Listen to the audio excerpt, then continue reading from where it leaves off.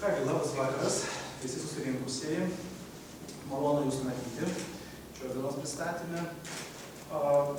Aš esu Linas Bevainis, būsiu šio renginio vedėjas, atstovauju Vilniaus universiteto gamtos mokslų fakulteto fotografijos centrą ir taip pat valstybės įmonė GIS centras.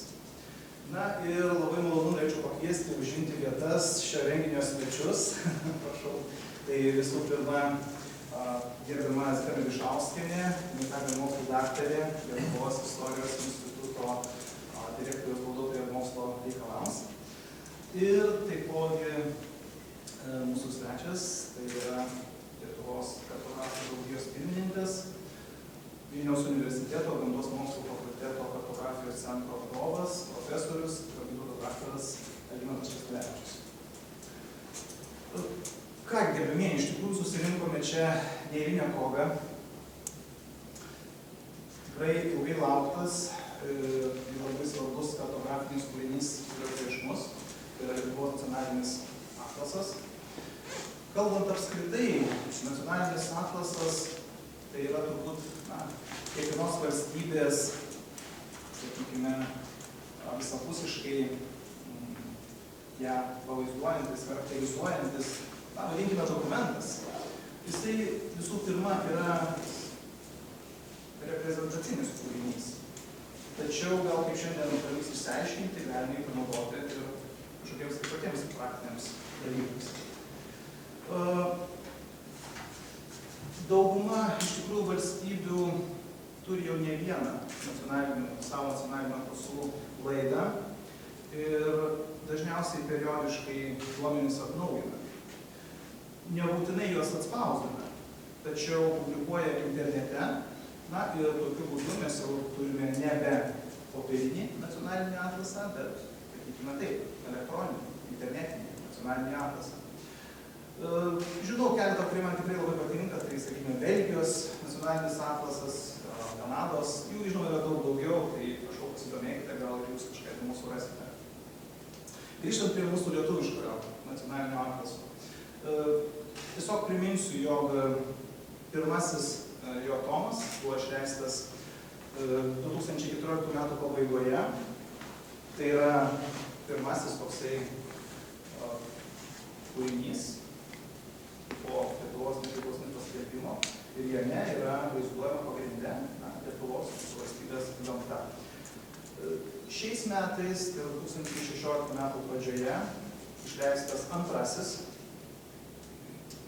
Lietuvos nacionalinio atlaso tomas ir jisai yra skirtas šalies istorijai. Taipogi, naudodamasis progą, norėčiau paminėti, jog atlasas yra išleistas nacionalinės žemės tarnybos prie Žemės ūkio ministerijos užsakymų. Na ir aš manau, tikrai mes turime būti dėkingi šios tarnybos vadovams už idėjos palaikymą, už projekto, vadovavimo projektui finansavimą. Štai mes turime puikų produktą. Taigi, ilgai nekalbėdamas, norėčiau turbūt pirmiausia pakviesti profesorių Algimantą Česnulevičių papasakoti apie, manau, idėjos raidą, tiesiog apie darbus vykusius, dirbanties pirmo ir antro atlaso tomų. Tai prašau, profesorių. Ačiū. Labą dieną, labas vakaras, mėly kolegos. Pavadinimas skamba taip: Lietuvos nacionalinis atlasas, pirmas ir antrasis tomas. Kaip minėjo gerbiamas daktaras, pirmasis tomas pasirodė 2014 metais, tačiau jo tas atsiradimas buvo ilgai laukto kūdikio, kuris sukėlė didelį sąmyšį. Tai tas pirmasis tomas taip ir liko galbūt labiau ne taip išviešintas, o dabar, kada jau yra išleistas ir antras tomas, tai iš tiesų labai puikiai yra proga knygų mugėje pristatyti šitus tavo veikalus. Keletą žodžių apie, gal tokių įvadinių žodžių. Buvo paminėta, kad nacionaliniai atlasai tai iš esmės yra ta visa kvintesencija, garbės dalykas, garbės dalykas,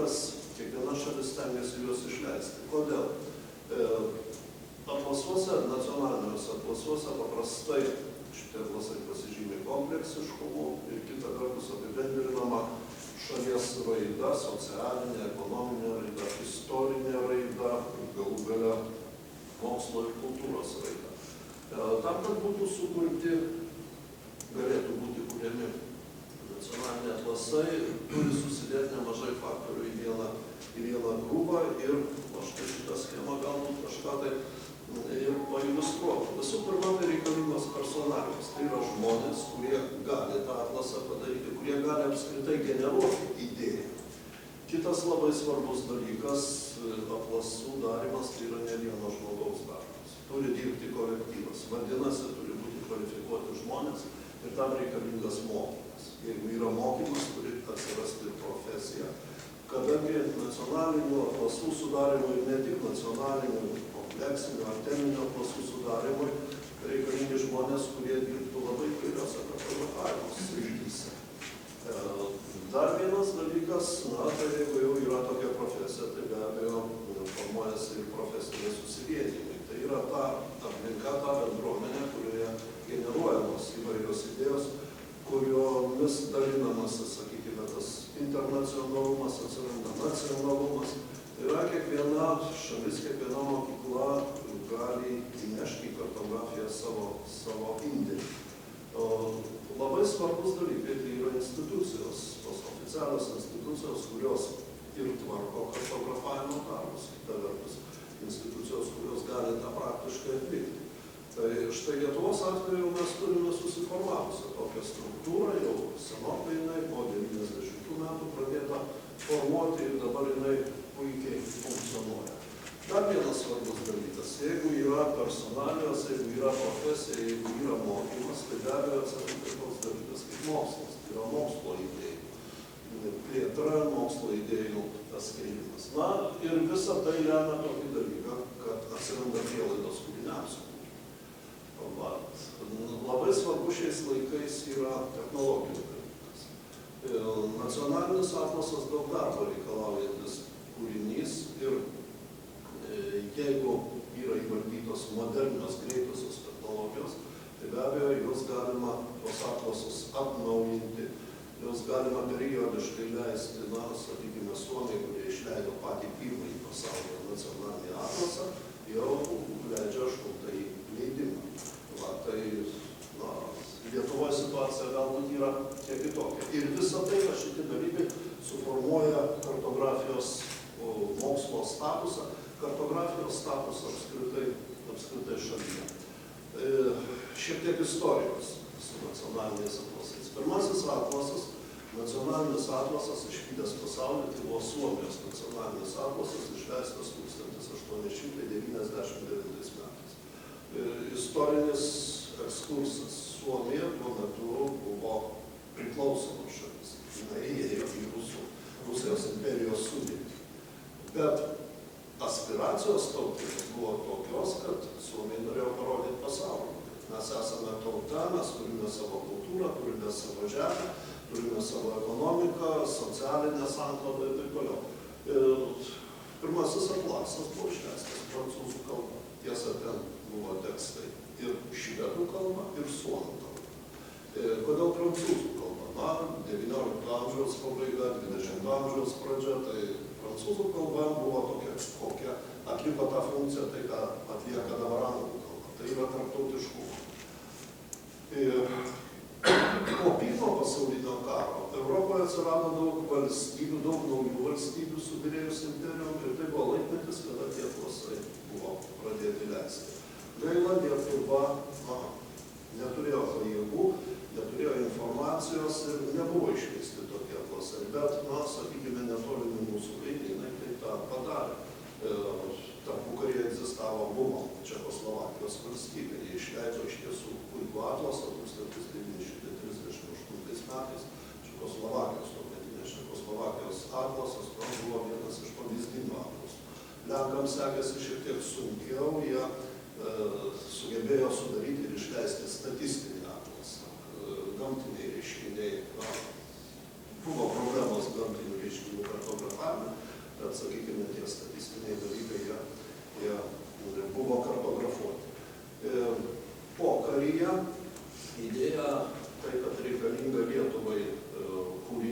apibendrinantis mūsų šalies raidą, nors tuo metu politiškai mes buvome priklausomi. Turbūt pirma galva, kurioje tas viskas gimė, tai buvo profesorius Kolskis. Jis tuo metu vadovavo Vilniaus universiteto gamtos mokslų fakultetui ir galvojo ir darė, ėmėsi, sakykime, tikslingų žygių tam, kad kartografija atsirastų Vilniaus universitete ir būtų sudarytos prielaidos nacionalinių atlasų ir ne tik nacionalinio atlaso, apskritai kartografinių kūrinių leidybai. 1963 metais fakultete įsteigiama kartografijos specializacija. Ir po kelių metų jau pabaigė tą kartografijos specializaciją studentai ir jau nebe studentai, absolventai ėmė rengti būsimą, jo nebuvo galima pavadinti nacionaliniu atlasu, kadangi buvome priklausoma šalis, bet buvo sudarytas Lietuvos SR atlasas, kurį ko gero būtų galima priskirti nacionalinių atlasų kategorijai. Trūkumas gal buvo tik tai tas, kad Lietuvos istorija prasidėjo 1905 metų revoliucija. Iki tol mes istorijos kaip ir neturėjome.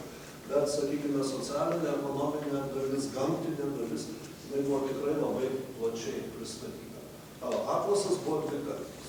Čia matome, kaip atrodė viršelis atlaso išleista lietuvių kalba ir buvo atskiras, visiškai atskiras leidimas, tie patys žemėlapiai, tačiau rusų kalba tie žemėlapiai. Puikus kūrinys, tuo metu iš tiesų tai buvo vienas solidžiausių toje Tarybų Sąjungoje šitas kūrinys, bet vėlgi tam tikri dalykai. Visų pirma, tai jisai buvo skirtas tarnybiniam naudojimui. Taip tariant, prasivežti žmonės nebuvo galima, reikėjo jį naudoti tik tai darbo vietoje. Bet šiaip ar ne taip šitas kūrinys pasirodė ir ilgą laiką juo naudojamės ir dabar tebesinaudojame šitų kūrinių. Ir kaip atrodė žemėlapiai tame atlase, kaip matote, įvairūs fotografavimo būdai panaudoti. Atlasas buvo daromas manualiniu būdu. Tai reikia įsivaizduoti, kiek kantrybės, darbštumo ir profesinio įgudimo turėjo turėti kartografai, kurie nubraižė šitus visus žemėlapius. Darbai, todėl tie ir darbai ilgai truko. 81 metais šitas atlasas išvydo pasaulį, ten vėlgi sudėtingos peripetijos buvo, jis ilgai buvo daromi žemėlapiai, paskui ilgai reikėjo laukti leidimo, kad leistų spausdinti tą atlasą, tokia tvarka buvo. 90-metyje vėlgi Lietuvos geografų ir ne tik geografų iniciatyva pradėta galvoti apie naują atlaso leidimą. Ir tie darbai prasidėjo. Ir realiai atlasas buvo padarytas. Štai taip atrodytų tas neišleistas atlasas, kuris turėjo vadintis Lietuvos atlasas. 1990 metų buvo padaryti autoriniai originalai, buvo atspausdinta pirminis mėginys, bet paskui ten ir dėl politinių, ir dėl ekonominių dalykų tiesiog sustojo tą visą leidybą. Po kelių metų jis tapo, ne visai reikalingas. Pasikeitė radikaliai situacija, pasikeitė ir tas atlasas neišvydo pasaulio. Bet buvo vėlgi sukaupti unikalūs duomenys, gaila, kad jis neišvydo pasaulio, nes fiksavo tą, sakykime, tarybinio laikotarpio pačią pabaigą. Tai yra planinės visuomenės, kolūkinių laikų tą visą pabaigą.